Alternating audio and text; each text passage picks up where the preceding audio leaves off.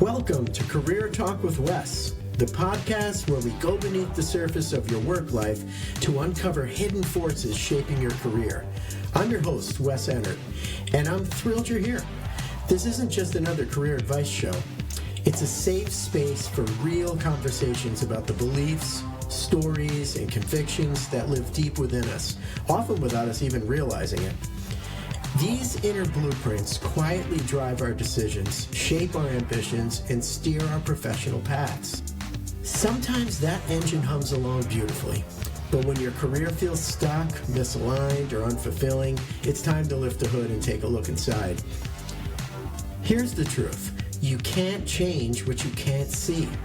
But the moment you gain awareness, everything shifts. You're no longer bound by unconscious patterns. You're free to choose a new direction, one that's truly right for you. So join me as we explore what's really driving your career, uncover what might be holding you back, and empower you to succeed on your own terms. This is Career Talk with Wes. Let's get to work.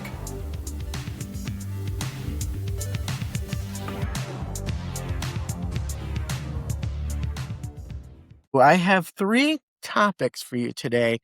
I'm going to loosely tie them together, and I'll explain that in a moment. The first thing I want to talk about is something that I run across very regularly with my clients who are mostly in transition, and that means they're interviewing and they're in the job search world, which has been quite daunting and incredibly difficult over the last 6 months to 2 years, particularly in the last 6 months. One of the things we're running into a lot, client just mentioned this to me this morning and made me think, I'm bringing this up today. There are so many fraudulent, phony, bad actors out there in the job search arena that are preying on people looking for jobs. And so that means you may have experienced this already, or I'm going to say look out for it, that there are employers that aren't really legitimate employers. There are, as my client referred to it this morning, pyramid schemes designed to get information from you and then get something from you, whether it be money, investment, time, whatever they're looking for. They're not legitimate. They're not really looking for employees, and they're not really in the position to be offering proper employment. But they can look awfully real, especially when you're struggling and you're sending out hundreds of applications and getting 2-3 responses if you're fortunate. So that this environment right now is ripe for fraud. If you've got a phone, they're coming at you by text, email, and whatever other instant message, any other way they can get to you through your social media, they being bad actors. So just be aware and make sure that you are vetting any job offers, especially the ones that come to you. So let me not call them job offers, but when someone comes to you as a recruiter or a company looking to give you work, that's initially the first red flag, because most jobs put the job out and have you contact them. Now, there are real recruiters, real headhunters, and I feel bad for them because we're having to be cautious around them when they really are just doing a legitimate service of actually having a job to offer because they're working with the company and coming to you, maybe calling you saying, I have this great job. Those are legit, but what I'm saying to you is make sure they're legit. So I want to encourage everyone today, if you're in the job search arena, that you vet whoever the entity is that's contacting you. Make sure that the company they're talking about exists. Look at the Better Business Bureau, look them up on Google, look them up on any kind of legitimate source that says, we know whose businesses are real and whose aren't. Better Business Bureau is really where I would begin, and possibly all you need. It is possible a business could not be registered with the Better Business Bureau and still possibly be legit.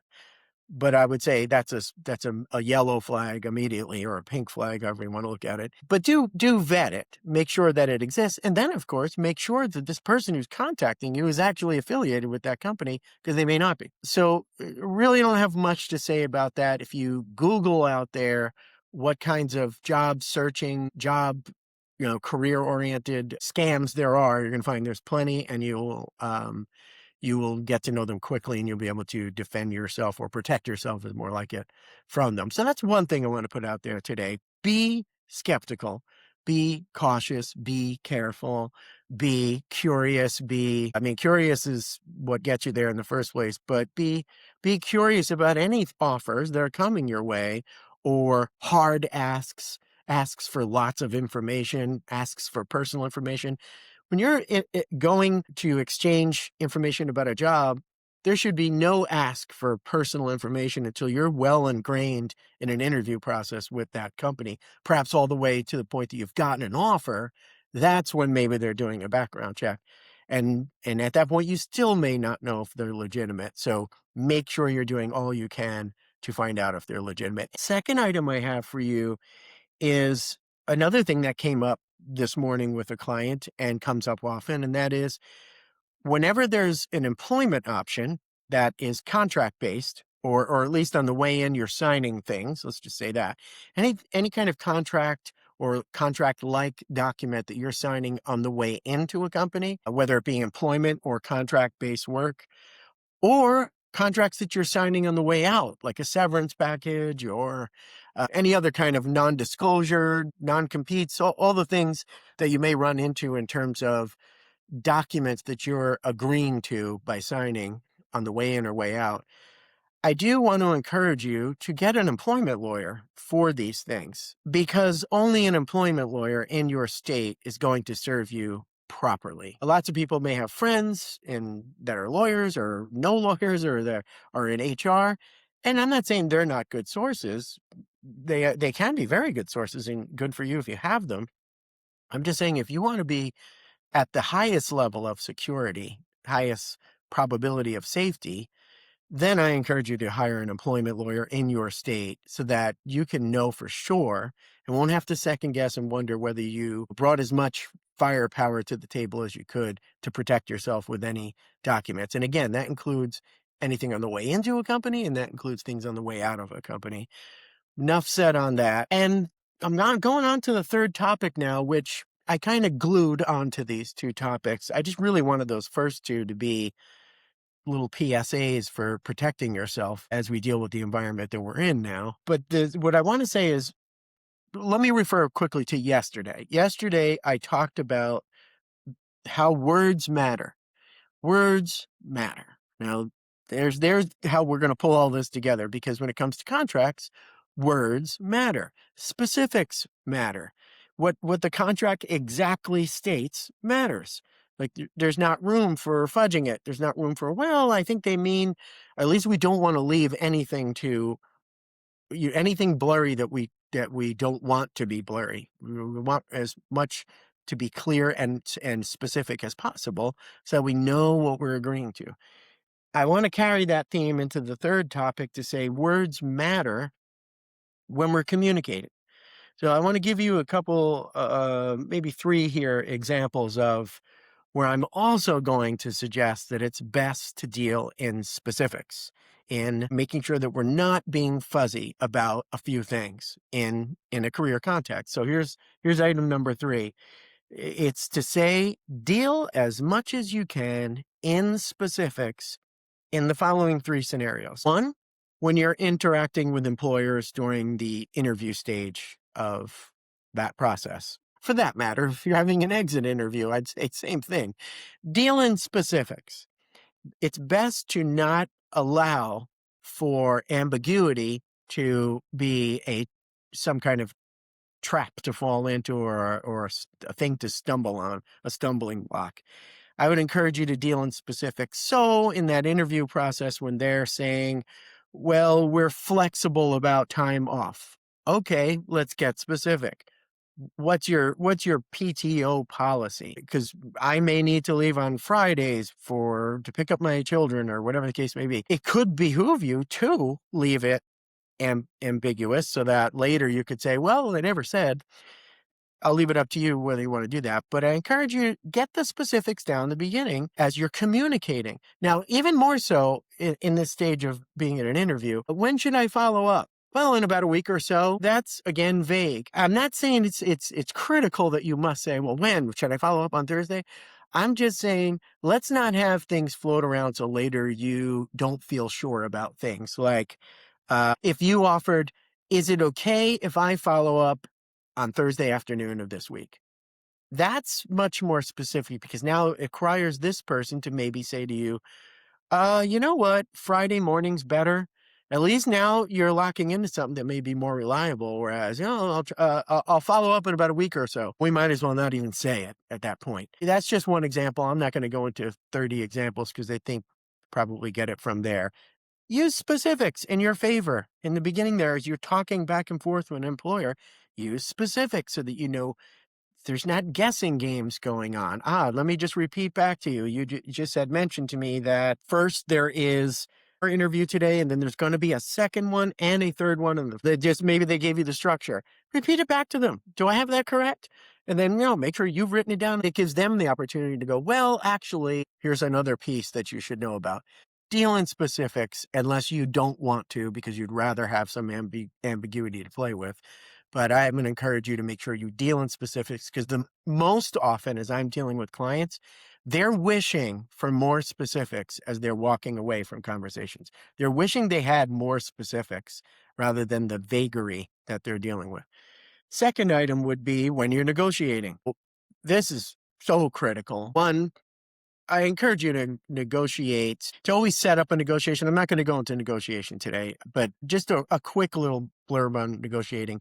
I encourage you when you get a job offer, especially a verbal offer, but verbal or written, if it happens in a moment you weren't necessarily expecting, or even if you were, I encourage you to always buy time to go home, assess it, come back and ask for, negotiate.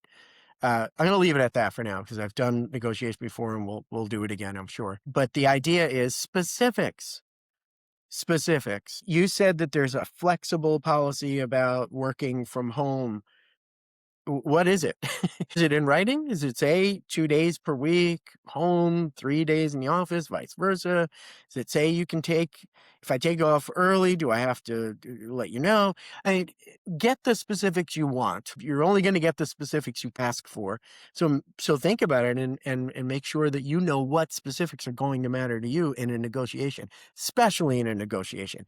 Anything that hasn't been declared specifically in writing doesn't exist.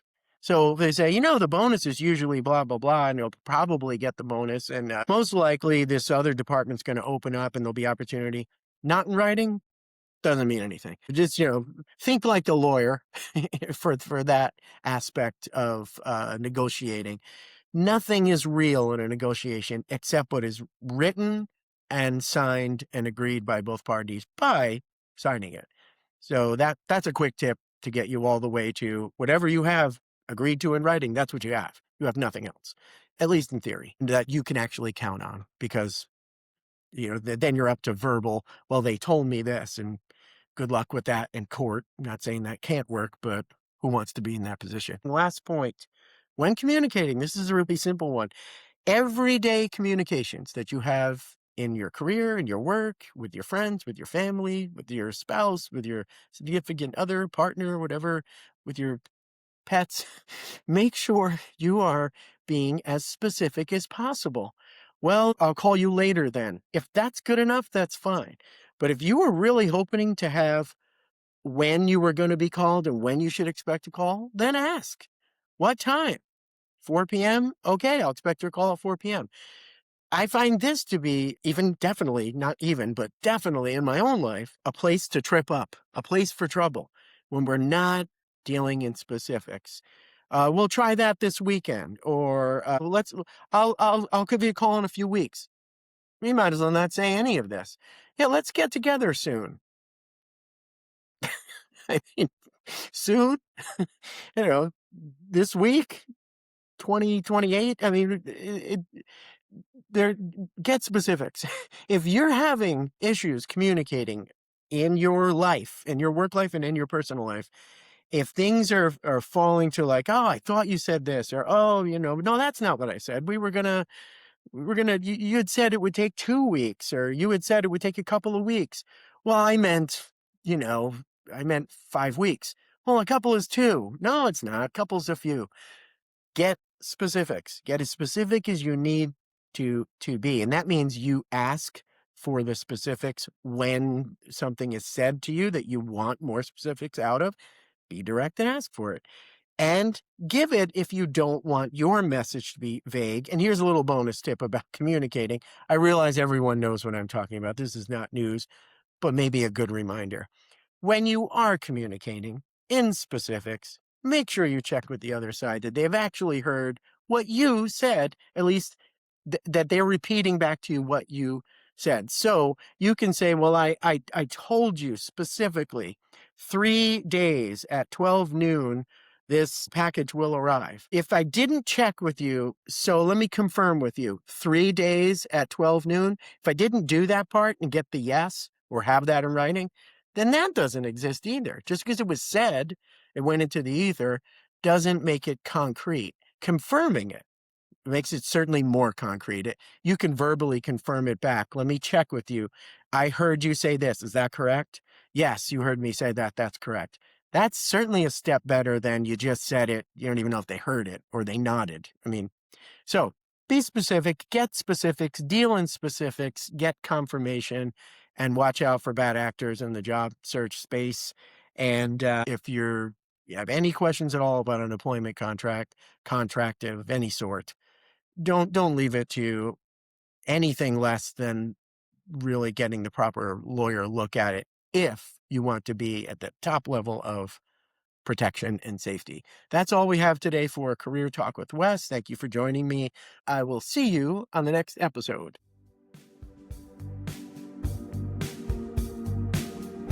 Thanks for listening to Career Talk with Wes. I hope you found today's conversation meaningful and walked away with something valuable for your own journey. I encourage you to keep looking for opportunities to seek greater self-awareness regarding your intentions, motives, drivers, etc. This will empower you to gain more control of your actions so that they serve your true intentions consistently. If you enjoyed the show, I'd love it if you shared it with a friend or a colleague who might benefit from it too. Word of mouth is the best way to keep these conversations going. Be sure to keep tuning in for insightful content designed to help you navigate your career with clarity, confidence, and purpose, and empower you to succeed on your own terms. Till next time, take care and keep